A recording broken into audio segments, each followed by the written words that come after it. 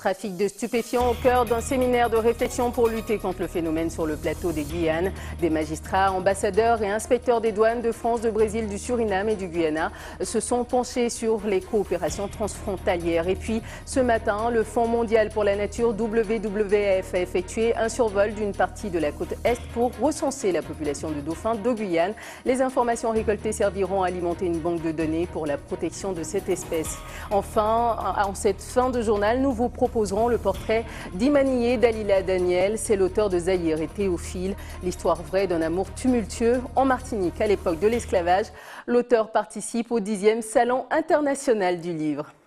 Madame, Monsieur, bonsoir, bienvenue dans cette tranche d'informations locales et régionales. Vous pouvez désormais nous suivre en direct sur Facebook, mais également sur votre bouquet orange. Ouvrons ce journal avec cette décision du tribunal administratif de Cayenne qui a rejeté la demande, le recours de Philippe Alcidi Clausel. Il aurait déposé cette demande 9 minutes trop tard. Ce dernier contestait la décision de la préfecture qui a rejeté sa liste pour l'élection de la Chambre des métiers. Selon la préfecture, sa liste ne respectait pas les critères de parité homme-femme. Poursuivons ce journal avec un volet justice à présent. En ce moment, à Cayenne, un Guyanais de 25 ans a été interpellé dimanche en fin de matinée à Sinnamary après avoir caché près de 7 kilos de cocaïne sur une piste à proximité de la route nationale 1. Actuellement, le trafic de stupéfiants est au cœur d'un séminaire de réflexion pour lutter contre le phénomène sur le plateau des Guyanes. Des magistrats, ambassadeurs, inspecteurs des douanes de France, du Brésil, du Suriname, mais aussi du Guyana, ont tenu une table ronde hier et aujourd'hui à Cayenne. Ce qui en ressort, c'est que la coopération transfrontalière pourrait bien être bénéfique à la lutte contre les trafics de stupéfiants. Regardez ce reportage de Gaël Wassim et de Chrysler Phillips. Lutter efficacement contre le trafic des stupéfiants sur le plateau des Guyanes passe par une coopération transfrontalière. Ce matin, plusieurs délégations étaient réunies dans un hôtel de Cayenne. Pour le Guyana, pas d'extradition au menu. Les criminels devraient purger leur peine dans le pays qui les a condamnés. Dans notre système judiciaire, les étrangers sont traités de la même manière que les natifs. Donc si vous commettez une infraction au Guyana, vous serez jugé et si vous devez être incarcéré, vous y purgerez votre peine.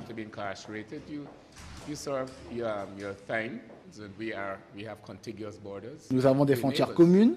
Nous sommes voisins, donc nous devons trouver une solution. Nous avons beaucoup de Guyanais au Suriname aussi, au Venezuela, au Brésil, et nous accueillons aussi beaucoup de nationalités dans notre pays. Donc c'est un problème que nous devons régler en tant que voisins. Le Suriname, quant à lui, exprime le souhait de bénéficier des avantages que lui procurerait un partenariat européen.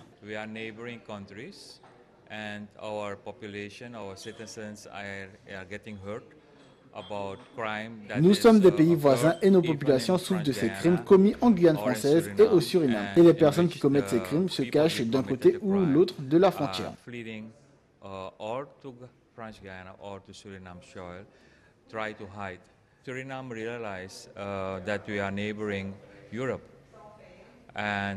Le Suriname réalise qu'il est le voisin de l'Europe, qui bénéficie de plus gros moyens humains, financiers et logistiques.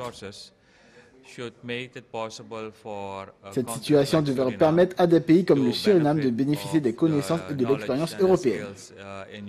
Éric Vaillant, le procureur de la République de Cayenne, se félicite de cette coopération. Donc tous les spécialistes du sujet sont réunis aujourd'hui et en plus nous avons donc nos confrères étrangers. Je pense donc à des magistrats du Brésil, du Suriname et du Guyana. Donc on essaie de renforcer la coopération entre Français et entre Français et étrangers pour mieux lutter contre le phénomène des mules. Depuis le début de l'année, on est à 267 mules arrêtées donc depuis le début de l'année en Guyane. Et je vous rappelle qu'il y a eu donc 5 semaines de grève où il n'y a pas eu donc d'avions avec des mules donc qui sont partis donc de Cayenne.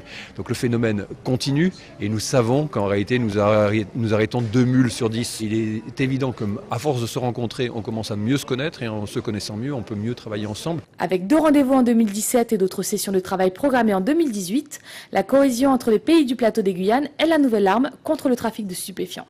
Et notre invité du jour est Antoine Joly. Bonsoir. Bonsoir. merci d'avoir accepté notre invitation.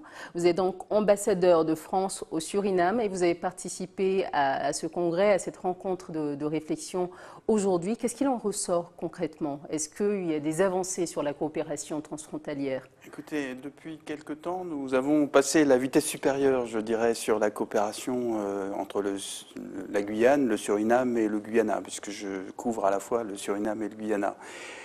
Nous avons ratifié l'accord de coopération policière qui était bloqué depuis 11 ans. En octobre dernier. Voilà, et donc c'est important. Nous avons signé l'accord sur la délimitation maritime qui nous permet aussi de lutter contre la pêche illégale. Nous avons signé un accord sur la coopération maritime. Nous allons signer un accord sur la coopération judiciaire qui est prêt et sur lequel nous sommes aussi d'accord et que nous pourrons signer très rapidement. Donc nous avons vraiment désormais un nouvel élan dans cette coopération et le séminaire d'aujourd'hui en est une preuve supplémentaire. Nous avions déjà organisé un séminaire au mois de juin avec 6 magistrats de Suriname. Aujourd'hui, nous avons étendu au Guyana et aussi au Brésil et aussi à des juges qui viennent de la métropole puisque le trafic concerne évidemment la Guyane comme transit, mais également qui est un point de chute finalement est aussi un point de chute. Oui. Voilà, et donc nous avons petit à petit les outils juridiques qui nous manquaient pour effectivement travailler ensemble.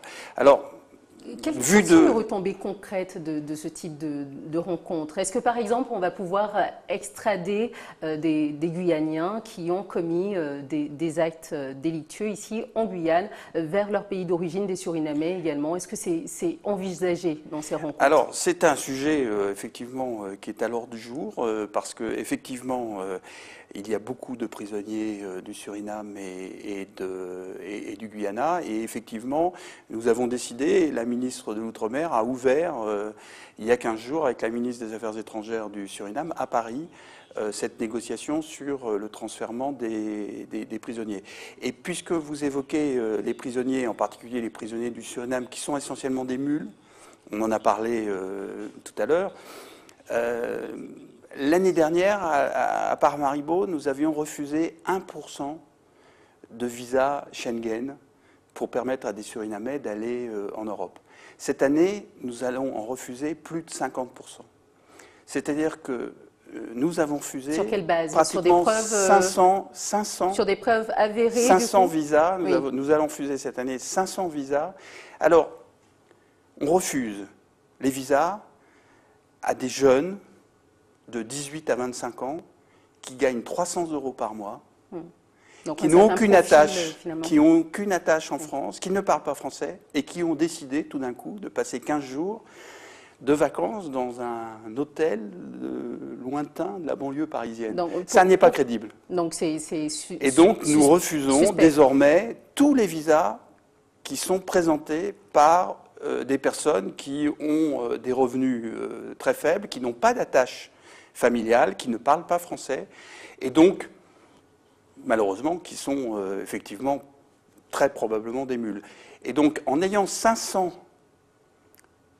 visas sur l'année qui ont été refusés, c'est 500 mules surinamiennes de moins.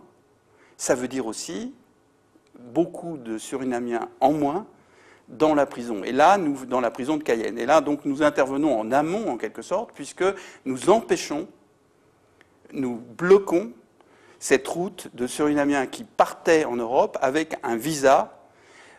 Nous avons fait attention à ce que l'ambassade ne soit pas complice de visa. Ça a pu l'être dans le passé. Et donc, désormais, nous sommes beaucoup plus rigoureux, beaucoup plus sévères, et ça fonctionne, puisqu'effectivement, nous commençons à voir une réduction du nombre de Surinamiens parmi les mules. Je vais vous lancer sur cette question qui est quand même assez chaude en ce moment. Le procureur général du Suriname disait que, du Guyana, excusez-moi, disait que les Guyanais qui avaient commis des actes délictueux criminels sur le territoire guyanais, ici en Guyane, devaient purger leur peine en Guyane. Est-ce que c'est normal à vos yeux?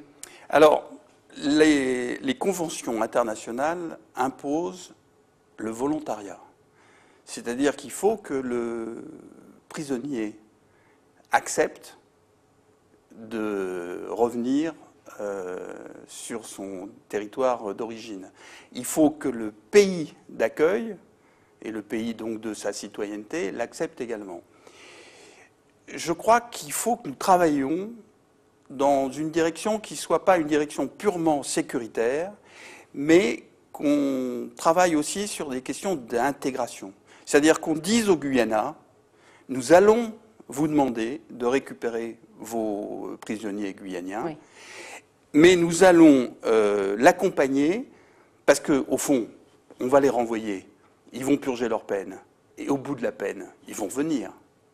Donc l'idée est plutôt un parcours d'insertion qui permettrait effectivement non seulement de les transférer, parce qu'on offrirait à la fois au Guyana et à ces Guyaniens une perspective, mais donc un parcours d'insertion qui pourrait commencer à Cayenne, qui se prolongerait dans la prison au Guyana et qui ensuite aurait une troisième étape, une fois le Guyanien ayant purgé sa peine dans la prison du Guyana, pour pouvoir trouver une activité économique au Guyana. Le Guyana a découvert du pétrole.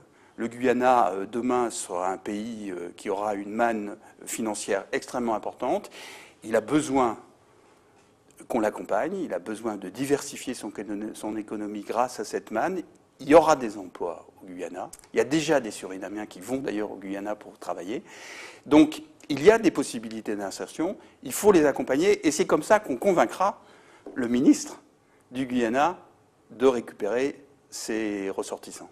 Revenons sur l'accord qui a été ratifié par le Parlement surinamais en octobre dernier, donc le mois dernier. L'accord sur les 2 kilomètres, une avancée notable pour la collaboration policière entre la France et le Suriname.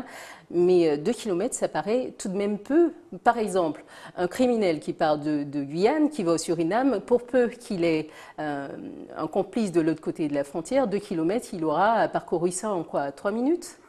Oui, alors il ne s'agit pas de penser que les gendarmes vont courir après ils pourront faire leur enquête mais ils pourront faire des enquêtes et également faire des patrouilles avec leurs homologues du Suriname sur une bande de 2 km. Alors la bande de 2 km, est-ce que ça change vraiment quelque chose? Moi-même, je me suis interrogé parce que c'était quelque chose qui a été signé en 2006. Et ça a été l'objet d'une grande discussion au Parlement du Suriname, certains voulant d'ailleurs que ça ne soit que 0 km, que ça soit vraiment en limite, et puis d'autres qui disaient mais il faudrait que ça soit jusqu'à Paramaribo. Alors, d'abord, il faut bien voir que c'est réciproque. C'est-à-dire que si on autorise les gendarmes à aller jusqu'à Paramaribo, il faudra autoriser aussi la police du Suriname à aller jusqu'à Cayenne. Mais l'idée de ceux qui ont signé cet accord était que les villages qui sont le long du Suriname sont sur cette bande de 2 km et qu'au fond, la bande des 2 km correspond à l'urbanisation constatée le long du fleuve côté surinamien. Donc c'est la raison qui m'a été expliquée par le négociateur surinamien, M. Santoki, qui est maintenant dans l'opposition. C'était d'ailleurs assez amusant puisque un membre de l'opposition soutenait la ratification qui était proposée par le gouvernement. Je crois que c'est une avancée. Parce que c'est une avancée parce que ce sera symboliquement fort de voir côte à côte, aussi bien d'ailleurs à Saint-Laurent-du-Maroni qu'à Albina, ou qu'à Maripasoula et à Albina 2, ensemble, des gendarmes en uniforme, des policiers en uniforme, qui patrouilleront, qui enquêteront sur le territoire de Saint-Laurent-du-Maroni ou sur le territoire d'Albina. C'est juste une formalisation. Non, ça ne s'est pas vu, ça ne se voyait pas dans le passé, parce que dans le passé, ils ne pouvaient pas venir avec leurs uniformes, avec leurs armes, mais il y avait quand avec même leurs véhicules informelle entre la police du Suriname et de la Guyane dans le temps. C'est vrai, vous avez raison. Oui, donc heureusement, juste formaliser quelque chose qui existe déjà. Oui, mais le fait que le Suriname ne veuille pas ratifier pendant des années était tout de même un signe d'une certaine réticence de leur part à coopérer. Et le fait qu'ils acceptent cette ratification, qui n'a pas été facile. Moi, j'ai assisté au débat à l'Assemblée nationale au Suriname. Les débats ont duré 6 heures.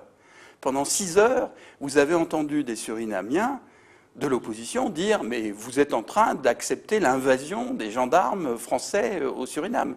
Vous êtes en train d'accepter que les gendarmes viennent faire la loi, ils sont 130 du côté français et du côté de la Guyane, et puis nous avons une quinzaine de policiers de notre côté. Donc c'est plus nous qui allons faire la loi sur notre propre pays. Nous perdons notre souveraineté et nous la laissons, nous la bradons aux forces françaises. » Alors, il faut le comprendre. Et il faut comprendre qu'effectivement, si nous voulons travailler avec le Suriname, nous devons aussi expliquer, convaincre qu'il ne s'agit pas pour nous d'exercer un quelconque coercition et d'envahir, surtout sur une bande de 2 km, c'est vrai que ce n'est pas une grande invasion, mais c'est surtout le symbole et montrer aux gens, tout simplement, que désormais, côte à côte, vous avez des policiers et des gendarmes qui travaillent ensemble contre la criminalité le long du fleuve. Je crois que c'est important sur le plan du symbole. C'est quand même une limite quand on pense par exemple au territoire contesté du Sud autour du Maroni qui est exclu de cet accord. Est-ce que ça ne va pas devenir une sorte d'île, de territoire, un endroit où vont se retrouver tous les fugitifs de part et d'autre de la frontière ? Est-ce que ce n'est pas une limite à cet accord ? Vous savez que nous avons 2 conflits frontaliers avec le Suriname. Nous venons de résoudre celui maritime, ce qui est quand même important. Nous avons un autre conflit sur la frontière terrestre, alors très en amont quand même du Maroni. Nous ne sommes pas d'accord. Nous considérons que c'est l'affluent du Maroni qui fait la frontière. Eux considèrent que c'est ce qu'on appelle le Maroni.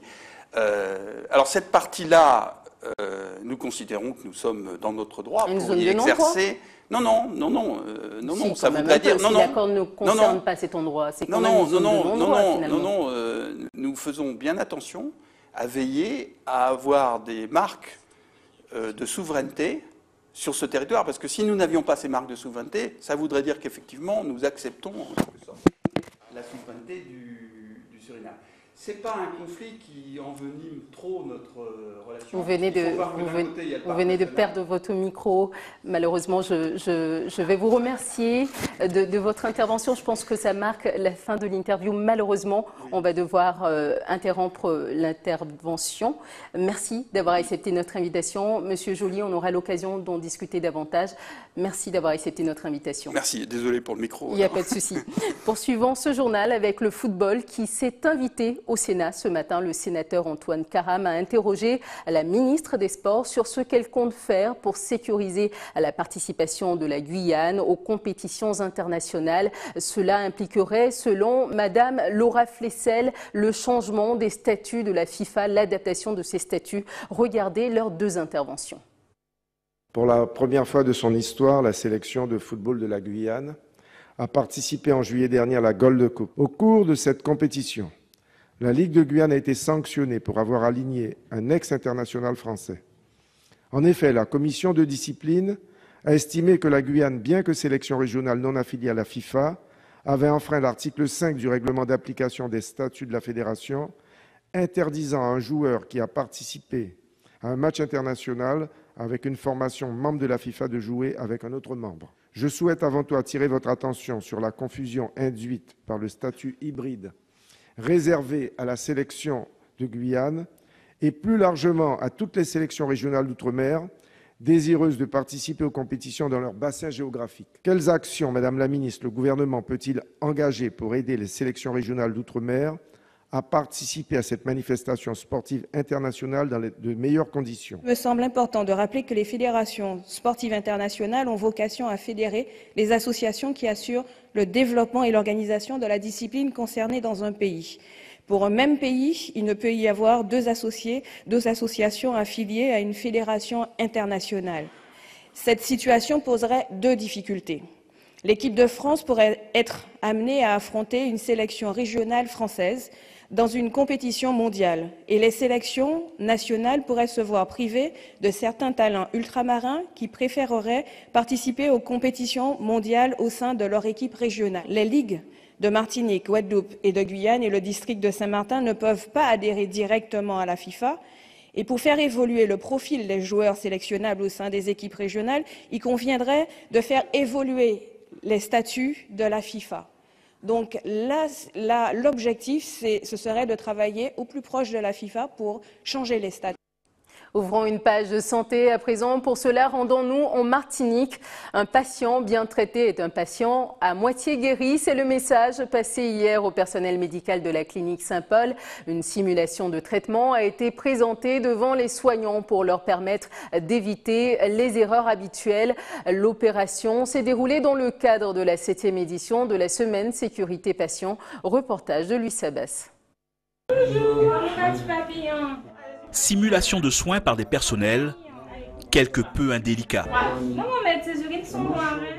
Une scène jouée devant des infirmières. Elle relève les erreurs, du mauvais traitement aux soins insuffisants ou encore la mauvaise hygiène. Un jeu, mais surtout une piqûre de rappel sur les bons réflexes à garder malgré la fatigue ou le stress, afin de bien prendre en charge les patients. Ça commence par l'hygiène, j'ai envie de dire, c'est le b.a.-ba de notre travail. Dans chaque chambre, dans chaque box, on a de quoi se laver les mains, éviter tout ce qui est port de bijoux, vernis, les ongles assez longs, il faut éviter tout ça pour éviter de transmettre le moins de germes aux patients. Ça passe de la prise en charge médicamenteuse, l'hygiène encore une fois, parce que c'est très important, la gestion des déchets. Par exemple, dans la première chambre, il y avait un pot au PCT qui était complètement rempli. Ça, c'est pas bon. C'est un risque d'accident pour l'infirmière qui va vouloir déposer quelque chose et qui va se piquer. L'exercice de la chambre des erreurs est mis en place par l'équipe opérationnelle d'hygiène des cliniques Saint-Paul et Anscola. Plusieurs ateliers sont proposés aux professionnels, mais aussi aux visiteurs qui sont sensibilisés à la sécurité lors de leur passage dans les établissements de santé. Des gels hydroalcooliques leur sont distribués. C'est très important, surtout pour l'hygiène et pour la santé, lorsqu'on va rendre visite à quelqu'un de la famille. Et surtout de bien faire attention pour que la personne ne soit pas contaminée et nous aussi qu'on ne soit pas contaminés. Usagers et soignants, partenaires pour la sécurité, car l'un des plus grands dangers sont les maladies nosocomiales, des infections transmises entre patients ou soignants à l'intérieur même des hôpitaux. Ça peut aller de la grippe à la tuberculose, les gastro, les infections urinaires, enfin un panel vraiment très élargi qu'on essaie justement de diminuer. Le danger, c'est de ramener des maladies à ses enfants, à ses proches, à son entourage et provoqué par une multitude de maladies sur une multitude de personnes. Difficile de dire combien de personnes ont développé des maladies nosocomiales en Martinique. Mais selon une enquête nationale, en 2012, sur 300 000 patients hospitalisés cette année-là, environ 5%, soit 15 000 d'entre eux, avaient une ou plusieurs infections nosocomiales. Restant dans le domaine de la santé, mais en Guadeloupe cette fois-ci, la chercheuse française Françoise Barré-Sinoussi est actuellement en Guadeloupe. Ses travaux ont permis de découvrir en 1983 le rétrovirus responsable du sida. En visite à l'Université des Antilles, elle a animé aujourd'hui un masterclass biologie avec les étudiants concernés par ces filières. Une façon de leur donner l'envie de s'investir dans la recherche pour lutter contre cette maladie, le sida. Reportage de Linda Kayassi. Dans cet amphithéâtre, une masterclass exceptionnelle. En tête d'affiche, le prix Nobel de médecine 2008, Françoise Barré-Sinoussi. En 1983, elle obtient le prix Nobel pour sa contribution à la découverte du virus VIH à l'origine du sida. L'objectif pour moi, c'est un petit peu de leur raconter, je dirais, mon histoire à travers ce combat pour la vie finalement, un combat pour permettre aux patients d'être infectés par le VIH, de vivre avec le VIH. Et c'est un peu cette histoire que je vais leur raconter en espérant que ça leur donne des envies pour devenir chercheurs, travailler sur d'autres pathologies durant leur carrière dans le futur. Un honneur pour ces étudiants de classe préparatoire en biologie de rencontrer l'éminente chercheuse française en virologie de l'Institut Pasteur. Démonstration de l'intérêt de la culture scientifique, mais surtout de son importance dans le monde actuel. Vous savez, moi je dis toujours que les laboratoires de recherche qui n'ont pas de jeunes chercheurs sont des laboratoires qui meurent. Le jeune chercheur est là, il arrive, je dirais, avec beaucoup de connaissances qu'il a appris sur les bancs de l'université, mais aussi beaucoup naïveté quelque part. Et cette naïveté aboutit à des nouveaux concepts, des nouvelles idées que les chercheurs beaucoup plus seniors ne pensent parfois plus, parce qu'ils sont là dans leur sujet de recherche pendant des années et ils ne voient plus certaines questions qui pourtant sont majeures. L'intervention du prix Nobel à l'Université des Antilles, symbole d'un nouvel espoir scientifique d'un monde sans sida. La Guadeloupe et la Guyane sont les deux territoires de France les plus touchés par le VIH. Connaissez-vous les dauphins de Guyane? C'est une espèce qui vit le long des côtes du Nicaragua au Brésil. Ce matin, le Fonds mondial pour la nature WWF a effectué un survol d'une partie de la côte est pour recenser la population de ces dauphins. Les informations récoltées serviront à alimenter une banque de données pour la protection de cette espèce.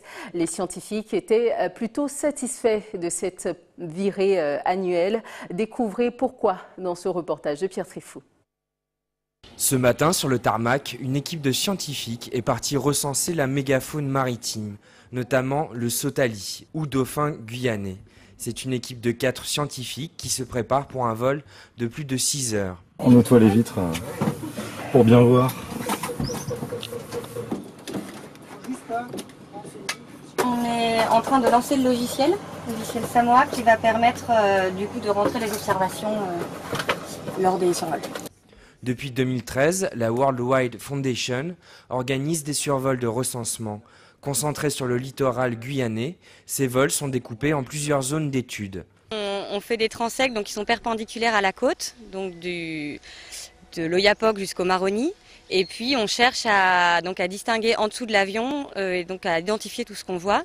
Et donc dès qu'on voit un animal, il faut donc le recenser. Les points donc sont géoréférencés. Comme ça, on identifie où est-ce qu'il est. Et ensuite, on identifie au maximum l'espèce. Pour sa 3e mission, la Fondation s'est concentrée sur le dauphin guyanais, ou sautali, une espèce protégée que nous connaissons peu.